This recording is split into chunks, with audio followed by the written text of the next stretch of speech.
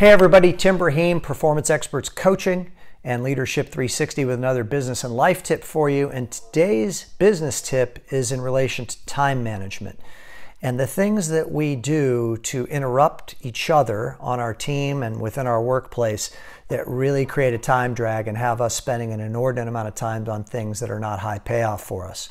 So MIT, Massachusetts Institute of Technology, recently did a study that I read that's a very important study to understand. And the study is this, that when you get interrupted from an activity that you're engaged in for more than 5 minutes, it takes you on average 13 minutes once you re-engage in that activity to get back up to the pace and the velocity that you were at when you were engaged in it in the first place. Now, let me give you a couple of examples of that just so I can cement that home. If you're a processor, as an example, and you're working up a 1008, calculating income, etc., and your loan officer comes into your office, and I know this never happens with you because you never do these things, but you walk into the processor's office and you want to ask a question to that processor, and you infiltrate their calendar, you interrupt them in the middle of what they're doing, and you take 5 minutes to have a conversation with them about something else.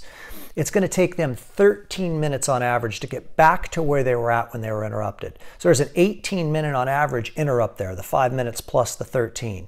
Now, you've all had this happen to you before too when you're reading a book, right? Like you're in the middle of reading a book, something interrupts you, you take a phone call, you want to go back to reading that book. You basically need to go back a page or so to read the previous page to remember where you left off and get caught back up.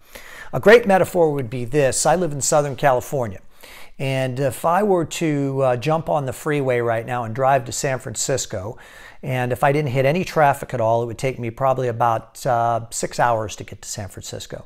But if you said to me that I had to get off at every exit along the way, and when I came down to the off-ramp, I could stop and then get back onto the freeway and keep going, it would probably take me at least 20 hours to get to San Francisco from all the times that I'd have to get off, stop, and start again. Why? Because I'm infiltrating my velocity, or I'm ending my velocity that I had as I'm flying down the freeway, coming to a dead stop and having to restart again. So how many times are you and your team driving each other off of the freeway on a daily basis? If you really take a look at it and analyze it, it's a big number. All the interruptions are causing a significant reduction in productivity and your success ultimately that you're having in your day. And one of the ways that we interrupt each other the most is via email. So We've all got this issue of having an over-cluttered inbox with all kinds of correspondence. So there are some rules to email that I want you to consider implementing.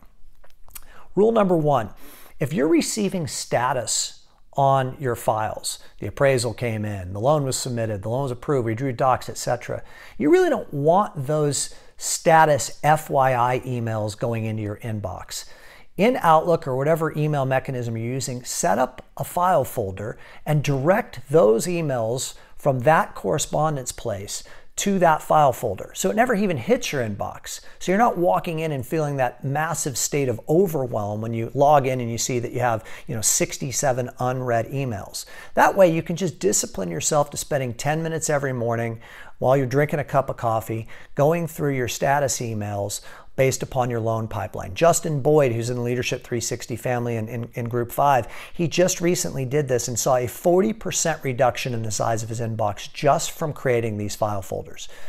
Next rule, implement a policy within your team that you have full authority and right at any time, all of you, to very kindly respond, please remove me from this thread. If you're finding that you're looped into an excessive email thread where everybody's hitting reply all, you know what I'm talking about. You've been in these threads many times before where people are just hitting reply all and they're voicing their opinion and you're getting all kinds of information that you don't even need to be seeing.